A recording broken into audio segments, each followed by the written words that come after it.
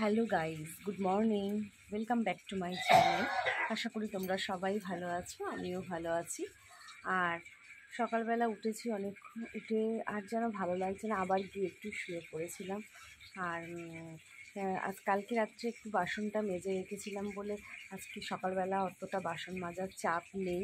তা উঠেছি অনেকক্ষণ, 5:30টার দিকে উঠেছি। তো একটু প্রাণায়াম করছিলাম। প্রাণায়াম করতে করতে না একদম ভালো লাগছে না, দূর একটুখানি শুয়ে পড়ি। কী জানি কালকে রাত্রেবেলা না ঘুমের খুব ডিস্টার্ব হয়েছে, ঠিকমতো ঘুমটাও হয়নি। ওই জন্য মনে হয় সকালবেলাতে এটা কেমন যেন একটা লাগছিল।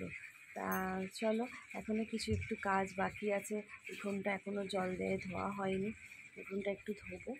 আর চলো, সারাদিন থাকো, ভিডিওটা দেখতে থাকো, আশা করছি ভালো লাগবে।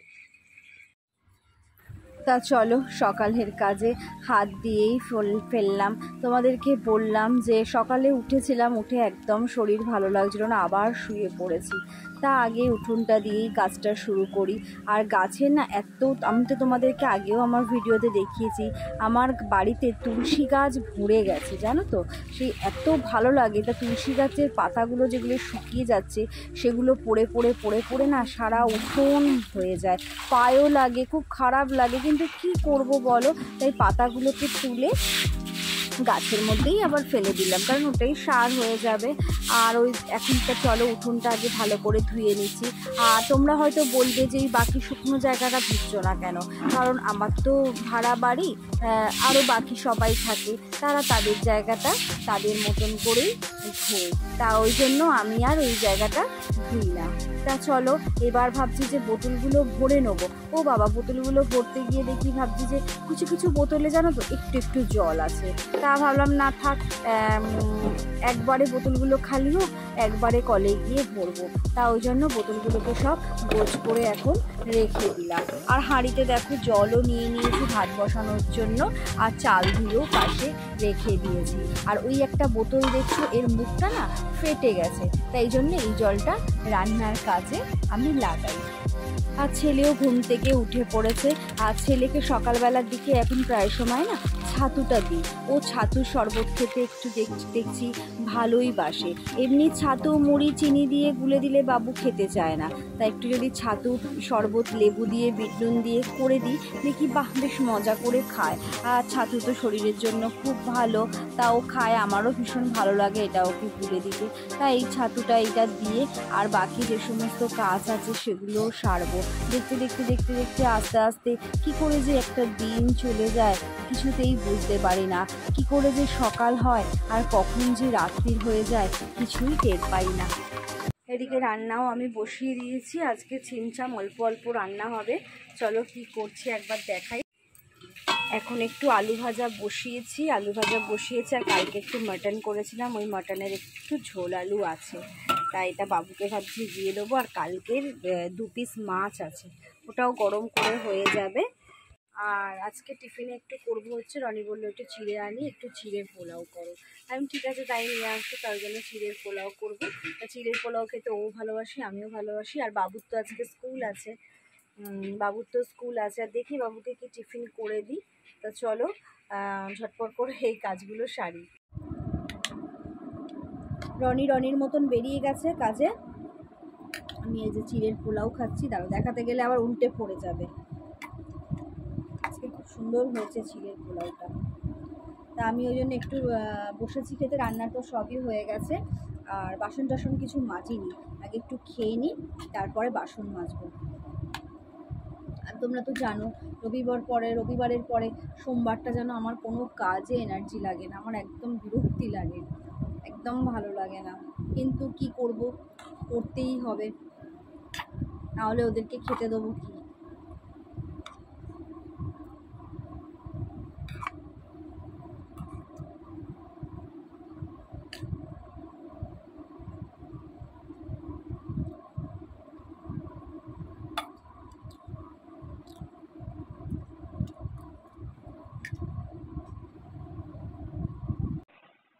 আর চান করে এই চলে এসেছি।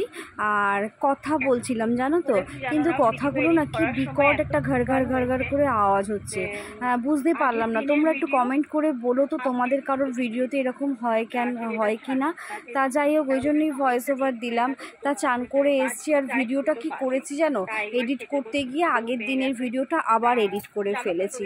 এত খাটুনি বেড়ে গেছে আর এত মাথাটাও গরম হয়ে গেছে, একটা ঠিক সময় ভিডিও আপলোড করাটাও তো খুব দরকার। তা যাই হোক, সেটা তো হলো না। এবার চলো, খিদেও পেয়ে গেছে, সেই জন্য খাবারও বেড়ে নিচ্ছি।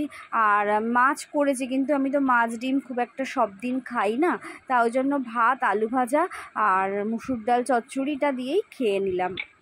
আর মুসুর ডাল চচ্চড়িটা এত ভালো হয়েছে না গো, পুরো যেন মনে হচ্ছে ডাল মাখানির মতন হয়েছে। আর বাবুরও খেতে ভীষণ ভালো লেগেছে। বাবু বলছে মাম্মা, তা রয়েছে ফ্রিজে, মাম্মা রেখে দেবে, কালকে খাবো। আমি না বাবু, কালকে তো মঙ্গলবার, কাল তো খেতে পারবি না বাবা। বলছে আচ্ছা মাম্মা, তাহলে রেখে দেবে, বুধবার খাবো।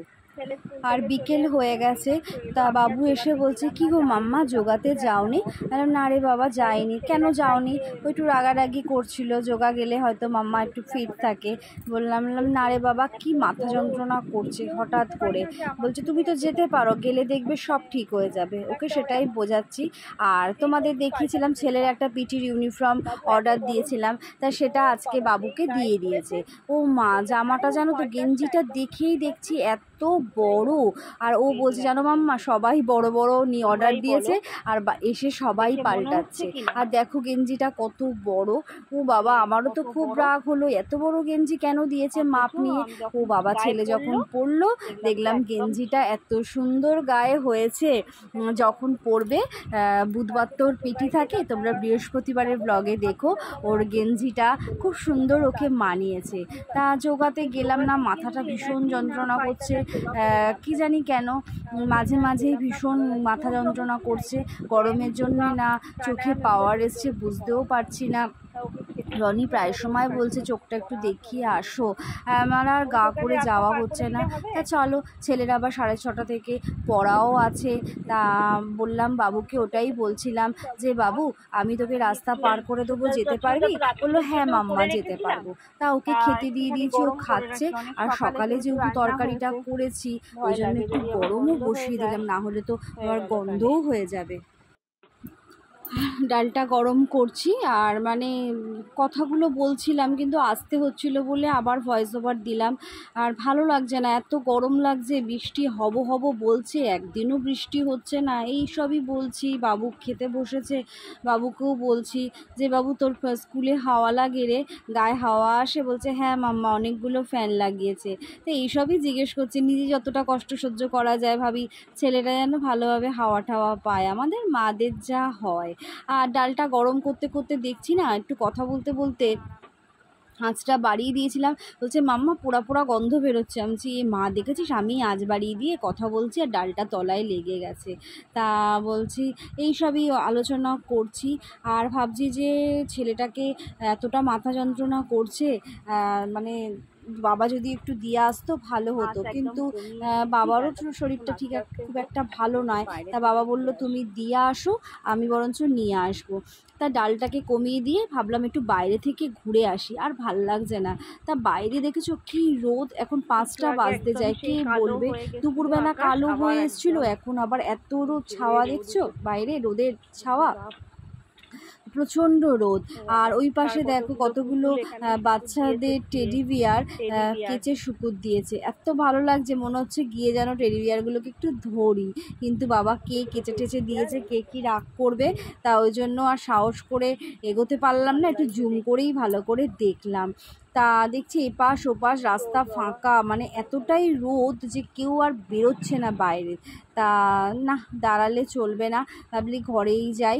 তা বেশিক্ষণ দাঁড়ালে আবার যদি মাথা যন্ত্রণাটা খুব বেশি বেড়ে যায়, তা ওই জন্য আর দাঁড়ালাম না, তা ঘরেই চলে গেলাম। তা একদিকে নিশ্চিন্ত, রাত্রে রান্নাটা তো করা আছে, তা রেস্ট নিলে চলবে না গো, ফোনের প্রচুর কাজ থাকে। সোশ্যাল মিডিয়াতে যারা অ্যাটাচ হয়ে গেছো তারা নিশ্চয়ই ব্যাপারটা বুঝবে যে এই রে, কথা বলতে বলতে আমি তো ডাল বসিয়েছি, ভুলেই গেছি। বাবা দেখো, একটা নতুন একটা ভুতু, যদিও আমি এই বাবু এদিকে চলে আয়, হাড়ি আছে, আমি যদিও এই জুতোগুলোকে ভুতুই বলি। কি বলে বাবু এটাকে? ক্রক্স। ক্রক্স। যাই হোক, ছেলে বলছে ক্রক্স বলে, তা আমি তো ভুতুই বলি, যেহেতু ভুতু সিরিয়ালে ভুতু পড়েছিল, বাবা ওকে এনে দিয়েছে, তা ওর পড়া শুরু হয়ে গেল। পেছনে বেলটা লাগাবি না, ছিঁড়ে যায় না। আপনার কাছে আমি সাক্ষাৎকার নিচ্ছি, বলুন জুতো পেয়ে আপনি কীরকম খুশি? জোরে জোরে বলবেন। স্যার এদিকে আসুন স্যার, আলো পড়ছে, বলুন। হেভি খুশি। ঠিক আছে, জুতোটা পেয়েছে, আমারও খুব পছন্দ হয়েছে। আর একজন তো খুব পছন্দ হবে, একজন ভীষণ খুশি হবে। ছেলের কিছু নতুন হলে একজন খুব খুশি হয়, একজন ভীষণ খুশি হয়। সে কে জানেন? সে হচ্ছে আমার কর্তা মশাই। ও ছেলের জুতো পরেই এখন ঘুরে বেড়াবে। ছেলে বড় হয়ে তার যে কি সুবিধা হয়েছে, মেয়ে হলে আমি দুটো কুর্তি পরতে পারতাম, সাজার জিনিস নিতে পারতাম। আর ছেলে তো বাবা দেখে গে, ছেলের গেঞ্জি পরেই বাবা ঘুরছে। ওর বাবার গেঞ্জিও বাবু পরে, কি খুলে যাবে? পেছনে লাগাস না, পেছনে লাগাস না, ছেড়ে যাবে।